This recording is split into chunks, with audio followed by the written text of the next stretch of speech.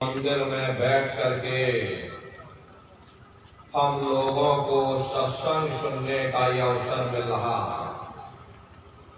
जब जन्म जन्मांतरों के शुभ पुण्य कर्म संचय होते हैं, तब बड़े ही सौभाग्य से ऐसा दुर्लभ अवसर प्राप्त होता। सत्संग जल जो कोई पावे, मैल आई सब कट कट जावे। यह ऐसा जल है जहां कौआ स्नान करता और हंस बन करके बाहर निकलता। हम आप परम सौभाग्यशाली हैं। यह अवसर हम लोगों को मिला हुआ।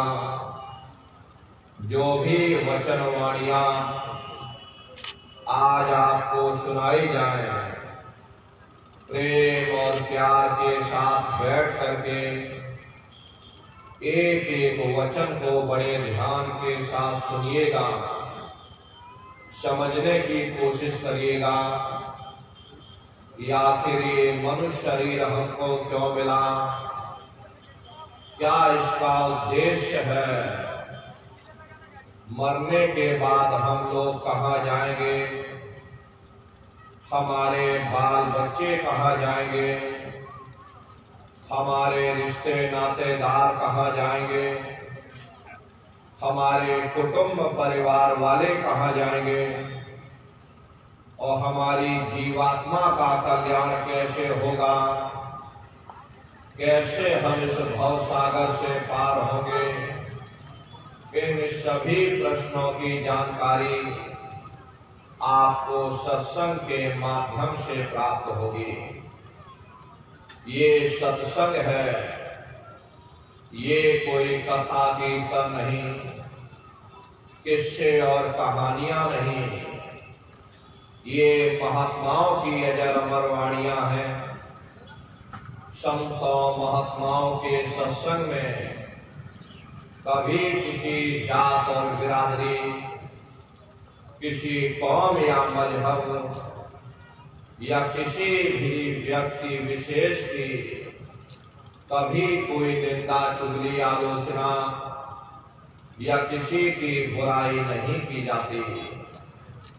हरे नर नारियों, जब हम लोग इस संसार में पैदा हुए तो ना कोई जात और बिरादरी लेकर के आया, ना कोई कौम या मजहब लेकर के आया, ना कोई अपना नाम लेकर के आया। सिर्फ नंगे रोते हुए हम लोग इस संसार में पैदा हो गए।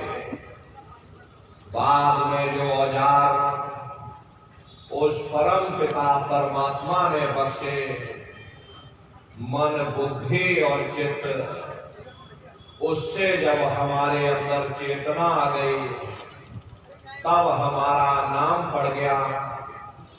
कर्म के अनुसार हमारी जाति बन गई। धीरे धीरे हमारा फैलाव दुनिया में होता चला गया। हमने बाल बच्चे बना लिए, हमने रिश्ते नातेदार बना लिए, हमने कुटुंब परिवार वाले बना लिए, हमने जमीन और जायदाद हासिल कर ली और इसको अपना समझ करके हम आप यहीं पर बैठ गए। फिर जब जाने का वक्त आया, फिर आपको यहां से खाली हाथ भेज दिया गया। ना आपके साथ आपका नाम गया, ना आपके साथ जात और बिरादरी गई, ना आपके साथ ये जमीन और जायदाद गई। जिस छाया को प्राप्त करने के लिए आपने अपना पूरा जीवन गुजार दिया, तो ना माया हाथ में आई और ना छाया हाथ में आई। खाली हाथ आए थे और खाली ही हाथ आपको यहाँ से वापस भेज दिया गया। कहने का मतलब ये है कि उस परम पिता परमात्मा ने अति दया और कृपा करके आपको ये मनुष्य शरीर दे दिया और आपको स्वतंत्र कर दिया गया कि भाई मैंने तुमको ये मनुष्य शरीर दिया है तुम्हारी जीवात्मा के रहने के लिए। मैं तुम्हारी जीवात्मा को इस मनुष्य शरीर में बंद करता हूं। तुम मेरे मकान के द्वारा उस मालिक की भक्ति करके अपनी जीवात्मा का कल्याण करा लेना। मैंने कुछ समय के लिए तुमको ये किराए का मकान दिया है। जब समय पूरा होगा मैं अपने सिपाहियों को भेजूंगा। उस समय पर तुम मेरे मकान को खाली कर देना। उस समय न जमीन जायदाद काम आएगी, न जात बिरादरी काम आएगी। मन को, बुद्धि को, चित्त को और जीवात्मा को निकाल करके इस शरीर से बाहर कर दिया जाएगा। ये शरीर आपका यहीं जमीन पर गिर पड़ेगा, क्योंकि जीवात्मा के निकल जाने के बाद में ये शरीर सिर्फ एक माटी का पुतला है, उससे ज्यादा कुछ भी नहीं। आप इस मिट्टी के पुतले को ले जाकर शमशान भूमि पर जला करके राख कर दोगे।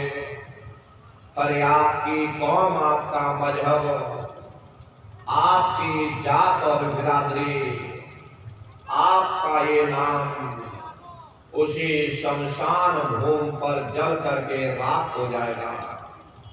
जिस जात और बिरादरी के लिए हम आप लड़ते और झगड़ते थे, जिस धन दौलत को पाने के लिए हमने आपने न जाने कितने बुरे खोटे कर्म किए, तो मौत के समय में ना ये जात बिरादरी काम आई, ना ये धन दौलत काम आया। सब कुछ तुम्हारा यहीं छूट गया और ये जीवात्मा को ले जाकर ऊपर धर्मराज की कचहरी में पेश कर दिया गया। पलक झपकते ही तुम्हारे अच्छे बुरे कर्मों का हिसाब किताब हो जाएगा।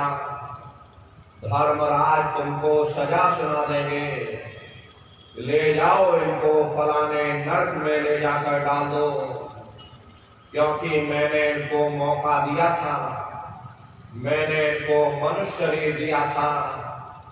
अब की बार गीता रामायण को पढ़ करके, उन धर्म पुस्तकों को पढ़ करके, किसी संत महात्मा की खोज करके, उनके बताए हुए रास्तों पर चल करके, उस मालिक की भक्ति करके अपनी जीवात्मा का कल्याण करा लेना। इस उद्देश्य के लिए मैंने इनको मनुष्य शरीर दिया था, लेकिन इन्होंने अपना उद्देश्य पूरा नहीं किया। जब जब ये मनुष्य शरीर में आए, कभी इन्होंने विचार ही नहीं किया कि आखिर ये मनुष्य शरीर हमको क्यों मिला, क्या इसका उद्देश्य है, मरने के बाद हम कहाँ जाएंगे, हमारे रिश्ते नातेदार कहाँ जाएंगे और इनकी उस समय पर क्या हालत होगी। ये पराविद्या महात्माओं की पराविद्या है। हम आप इस जड़ संसार में फंस करके उस पराविद्या से अनभिज्ञ हो गए और अपने उद्देश्यों को भूल गए, अपने वादे को हम आप भूल बैठे। वो वादा जो हमने आपने माँ के गर्भ में किया था, जब माँ के गर्भ में हम आप उल्टे लटके हुए थे, सिर हमारा नीचे था, पैर हमारे ऊपर थे, उस समय परमात्मा से वादा किया कि हे परमात्मा, मुझे एक बार मनुष्य शरीर दे दो, हम भजन करेंगे, भक्ति करेंगे, हम अपनी जीवात्मा का कल्याण करेंगे। लेकिन मनुष्य शरीर मिलने के बाद में ना आपने भजन किया ना भक्ति की, बस माया की छाया में फंस करके इस मिथ्या जगत को अपना मान करके हम आप इसी में गोता खा रहे। हरे नर नारियों, इस दुनिया में हित मित्र भाई बंधु, रिश्ते नातेदार, कुटुंब परिवार वाले, इनमें से कोई भी चीज तुम्हारी जीवात्मा को इस अधोगति से बचा नहीं सकती। हम कौन हैं, हम कहां से आए हैं और हमें जाना कहां है, ये मानव मात्र के लिए एक जटिल प्रश्न बना हुआ है। इस प्रश्न का हल तब तक नहीं होगा जब तक इस धरा भूमि पर कोई संत महात्मा फकीर न मिल जाए। इसीलिए वह मालिक अति दया और कृपा करके संतों महात्माओं को इस धरा धाम पर भेजते हैं। संत महात्मा फकीर यहाँ पर आकर के हम जीवों को समझाने की कोशिश करते कि भाई वो परमात्मा है, वो आपको मिलेगा, जीते जी मिलेगा, इसी मनुष्य शरीर में मिलेगा, इसी मनुष्य शरीर के अंदर जाकर के परमात्मा से मिलने का वो एकमात्र दरवाजा है। उस दरवाजे का भेद केवल संतों महात्माओं को ही प्राप्त है। ये दुनिया के लोग, दुनिया की आवाम, जनमानस भौतिकता के ज्ञान को पढ़ करके अहंकार में डूबे रहते हैं कि हमसे बड़ा कोई ज्ञानी नहीं। लेकिन उन बेचारों को नहीं मालूम कि जहां दुनिया का ज्ञान समाप्त होता है, उसी के सिर की चोटी से ये आध्यात्मवाद, आत्मा और परमात्मा का ये गूढ़ ज्ञान, रहस्य विज्ञान प्रारंभ होता। उस विज्ञान को पाने के लिए सबसे पहले यह जरूरी है कि पहले आप मानवतावादी बने, मानव धर्म और मानव कर्म को अपनाएं। अरे मानव धर्म क्या है कि इंसान इंसान के काम आवे, एक दूसरे की निस्वार्थ भाव से सेवा करे, सत्य, दया, अहिंसा, परोपकार आदि गुणों को अपने जीवन में उतार करके और किसी संत महात्मा की खोज करके उनके बताए हुए रास्तों पर चल करके उस मालिक की भक्ति करके अपनी जीवात्मा का कल्याण करा ले। यही इंसान का सबसे बड़ा मानव धर्म है। लेकिन आज इस कलिकाल में ये दुनिया की आवाम, जनमानस विषय और विकारों में, शराबों और कबाबों में, मांस और मदिरा में सुख ढूंढने की कोशिश कर रही। ये चरित्र पतन जैसे कार्यों को अपना करके यवाम जनमानस कैसे सुखी हो सकती। पहले अपने चरित्र जैसे धन को इकट्ठा करो, क्योंकि चरित्र ही सब कुछ है। चरित्र ही मानव धर्म की पूंजी है। ये दुनिया भर के रगड़े झगड़े, पिता पुत्र में लड़ाई, आदमी औरत में लड़ाई, घर परिवार में लड़ाई, समाज में लड़ाई, जातियों में लड़ाई, मुल्क में लड़ाई, अरे नर नारियों, ये इंसानों का काम नहीं, ये हैवानों का काम है। इसलिए पहले आप इंसान बनो, चरित्रवान बनो, महात्माओं के समीप आओ, वे जो दया का प्रसाद दें उसे खुशी खुशी लेकर के अपने निज घर को जाओ, जहां न फिर जन्मना है ना ही फिर मरना। इसीलिए हमारे गुरु महाराज परम संत बाबा जय गुरुदेव जी महाराज ने आवाम जनमानस के बीच में ये आवाज लगाई है कि इंसानों, तुम अपने दीन ईमान पर वापस आ जाओ और जिस्मानी मंदिर में बैठ करके भगवान का सच्चा भजन करो, जिससे तुम्हारी ये जीवात्मा नरकों में जाने से बच जाए। अरे हम माने ना माने, लेकिन संत महात्मा त्रिकालदर्शी होते, वे सब कुछ जानते हैं। अगर हम उनके वचनों को मान जाएंगे तो हम लोग बच जाएंगे, नहीं तो खाई और खंदक में जाकर गिर जाएंगे। इसीलिए अभी वक्त है उस मालिक से सच्ची प्रार्थना करने का, खुदा के सामने अपने गुनाहों की माफी मांगने का, हरे धर्म मजहब के नाम पर लड़ने झगड़ने का नहीं, जात और बिरादरी के नाम पर लड़ने झगड़ने का नहीं। हमने बहुत लड़ लिया, बड़े बड़े झगड़े और फसादे की, बड़ी बड़ी नुक्ताचीनी की, सिवाय नफरत के हमको क्या मिला। नफरत की ऐसी ज्वाला जली जिसमें घर जल गया, परिवार जल गया, समाज जल गए, जातियां जल गई, अब सारा देश जल उठा। इसीलिए सारी मानवता बहुत थक गई। हर कोई ऐसी छांव चाहता है जहां उसे ठंडक मिले, शांति और सुकून मिले। ये सब वही मिल सकते हैं जहां शांति के संदेश होते, सुकून के संदेश होते, मानव धर्म और मानव कर्म के संदेश होते। और ये संदेश केवल संत महात्मा फकीर देते हैं, जो समदर्शी होते, जो समस्त जीवों के अंदर उस प्रभु के अंश को देखते। ऐसे समदर्शी उन महात्माओं की खोज करो।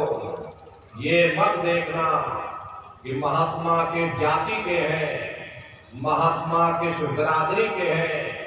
अरे जातियां कर्म के अनुसार बनाई गई, जन्म के अनुसार नहीं। मनुष्य की एक ही जाति है, वो है मानव जाति। और इसी मानव जामे में बैठ करके हमें उस मालिक की भक्ति करनी है। हरे नर नारियों, सुपच जात के भंगी थे, रैदास जी जात के हरजम थे, मीराबाई जात की छक्कानी थी। अगर वे सब उस मालिक को प्राप्त कर सकते तो आप भी उस मालिक को प्राप्त कर सकते हो। लेकिन बगैर महात्माओं के, बगैर मुर्शिद के कोई भी जीव इस संसार समुद्र से ना कोई पार हुआ और ना ही कोई हो सकता। ये समुद्र ऐसा है जिसके न इस किनारे का पता न उस किनारे का पता कोई नहीं जान सकता। ये दुनिया कब बनी, कितनी बार प्रलय और महाप्रलय हो गई, लेकिन इतना जरूर मालूम है कि जिस दिन से दुनिया बनी है हम लोग यहीं पर भटका खा रहे हैं। अगर इधर से हवा चली तो नैया हमारी उधर चली गई, और अगर उधर से हवा चल गई तो हमारी नैया डगमगाते हुए इधर चली गई। न जाने कितने युग और कल्प बीत गए, लेकिन हमारी ये नैया आज तक इस भव सागर से किनारे नहीं लगी। इसलिए नर नारियों, सौभाग्य से वक्त का इतना बड़ा वरदान आपको मिला, ये मानव तन आपको मिल गया। न जाने किस महात्मा की दया हो गई, न जाने कौन से जन्म जन्मांतरों के शुभ पुण्य कर्मोदय हो गए, जो आपको ये मनुष्य शरीर मिल गया। अरे अब की बार मौका मिल गया है, समय रहते हुए अपनी जीवात्मा के कल्याण के लिए थोड़ा बहुत विचार करिएगा, वरना ये समय तुम्हारा निकलता चला जा रहा। मिली नरदेह तुमको, बनाओ काश को छपना, और बचो मत आए जग में, जानियो रैन का सपना। हरे प्रेमी भाई बहनों, जैसे रात में हम लोग स्वप्न देखते हैं, हालांकि उस समय पर हमें स्वप्न सच मालूम पड़ता, असली प्रतीत मालूम होता, लेकिन जब हम सुबह उठते हैं, जब हमारी आंखें खुलती हैं, तब हमें होश आता, नहीं भाई हम तो स्वप्न देख रहे थे, ये सब भ्रम है। ठीक उसी प्रकार से ये दुनिया भी 10, 20, 100 साल का स्वप्न है। अब आप कहोगे हम जाग रहे, परंतु प्रेमी भाई बहनों, ऐसा हरगिज नहीं है। जिस दिन मौत का वक्त आएगा, अरे आप रोगे, हाय हाय करके चिल्लाओगे कि हाय हमने सारी जिंदगी यूं ही स्वप्न में गुजार दी, जागने का समय अभी आया था, जो कुछ करना था भी करना था। लेकिन प्रेमी भाई बहनों, अब पछताए होत क्या, जब चिड़िया चुग गए थे।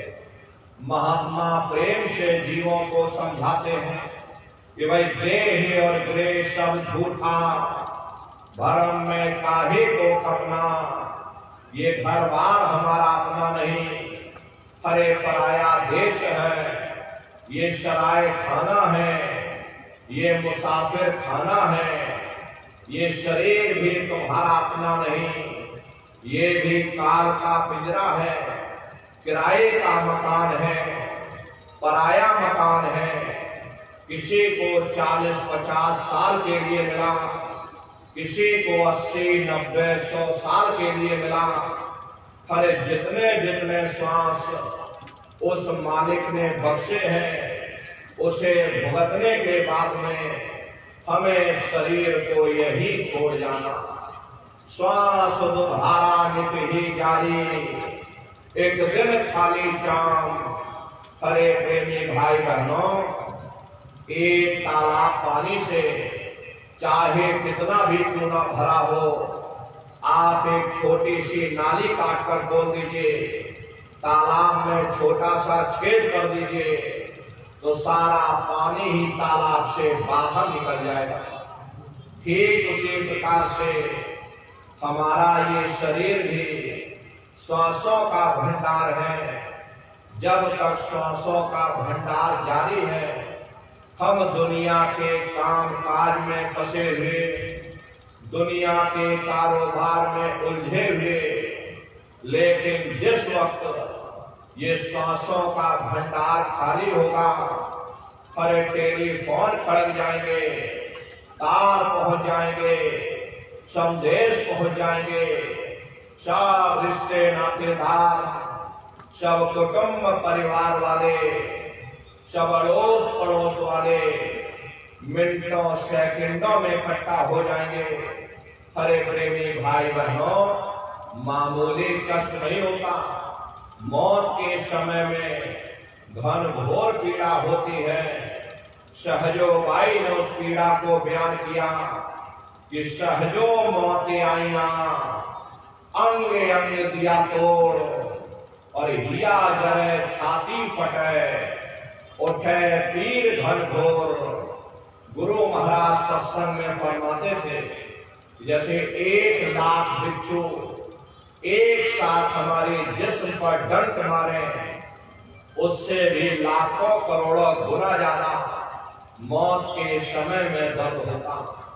जब मृत्यु आती है तो किस तरह से प्राण निकलते, प्राणों के निकलने की क्या प्रक्रिया होती है, जरा उसे भी आप लोग समझ लीजिए। देखो प्रेमी भाई बहनों, जैसे संसार में महाप्रलय आती, महाप्रलय के समय क्या होता, सबसे पहले पूरी पृथ्वी ढह जाती। ये पृथ्वी पानी में घुल करके और पानी बन जाती है। मानव सृष्टि की प्रलय एक बड़ी कयामत है और शरीर की प्रलय एक छोटी कयामत है। तो जैसे ही मौत आएगी, सबसे पहले गुदा चक्र टूटेगा, सिमटत भास श्वास उठ जावे, प्राणपति जब सिमट समावे, उस समय हमारी श्वासें रुक जाएंगी, शरीर की चेतना पीछे सिमटने लगेगी, तो सबसे पहले गुदा चक्र ही टूटेगा।